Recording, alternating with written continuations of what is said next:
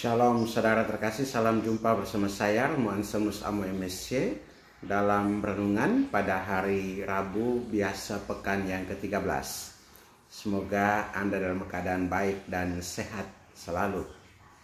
Saudara, hari ini kita mendengarkan kisah keluarga Abraham. Abraham juga di sana ada Hagar, Sarah, Hagar dan Ismail. Ismail, anak Hagar, perempuan Mesir, diusir karena Sarah merasa terancam dengan kehadirannya. Bersama ibunya Hagar, Ismail berjalan tanpa arah di padang gurun. Sampai di titik keputusasaan, mereka kehabisan air. Hagar menangis dan meletakkan anaknya di bawah semak karena tak tega melihat anaknya mati. Namun Tuhan melihat. Allah mendengar suara anak itu. Tulis kitab Kejadian. Lalu malaikat Tuhan datang menyapa, menguatkan, dan menunjukkan sumur air. Di sanalah Hagar dan Ismail diselamatkan. Dalam Injil hari ini kita melihat Yesus menjumpai dua orang kerasukan di daerah Gadara. Mereka dikucilkan, ditakuti, bahkan tinggal di pekuburan. Tetapi Yesus tidak menghindar. Ia hadir dan mengusir roh jahat. Tapi ironisnya, orang-orang justru meminta Yesus pergi dari daerah mereka karena takut akan kuasanya. Dua kisah ini, satu dari Perjanjian Lama dan satu dari Injil, menunjukkan wajah Allah yang sama. Allah yang peduli kepada mereka yang ditolak, yang terbuang, yang dirasuki kegelapan. Seperti kata Santo Leo Agung, Allah lebih dahulu mengasihi kita, bahkan ketika kita masih tak layak untuk dikasihi.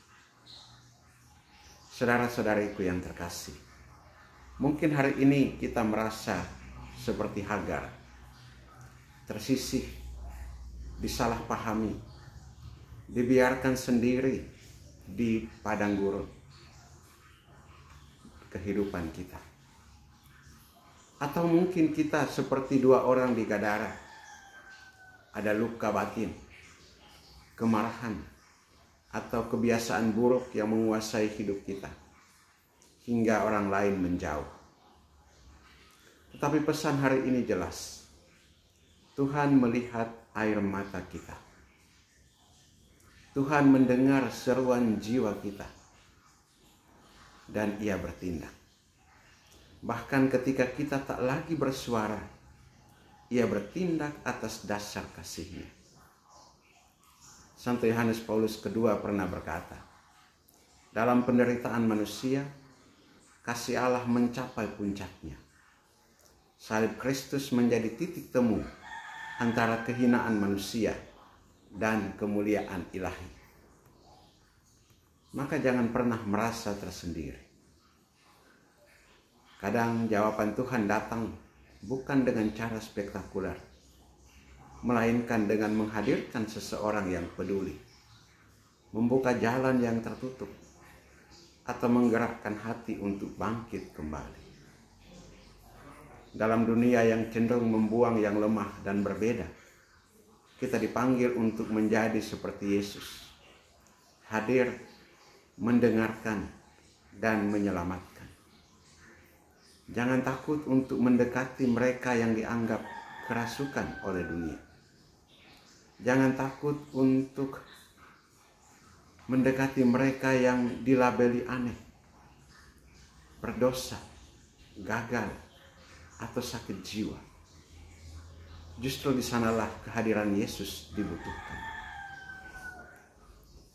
Sahabat Kristus yang terkasih, mari hari ini kita mohon rahmat agar mampu melihat dunia dengan mata Yesus, mendengar dengan telinganya, dan mencintai dengan hatinya.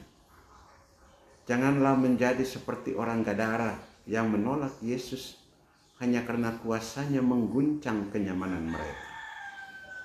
Sebaliknya, jadilah seperti Hagar yang tetap berharap, atau seperti Yesus yang berani masuk ke dunia gelap untuk membawa terang. Hari ini, renungkan siapa dalam hidupmu yang mungkin seperti Ismail atau dua orang kerasukan di Gadara. Dan cobalah hadir bagi mereka, minimal dalam doa atau dalam sikap kasih.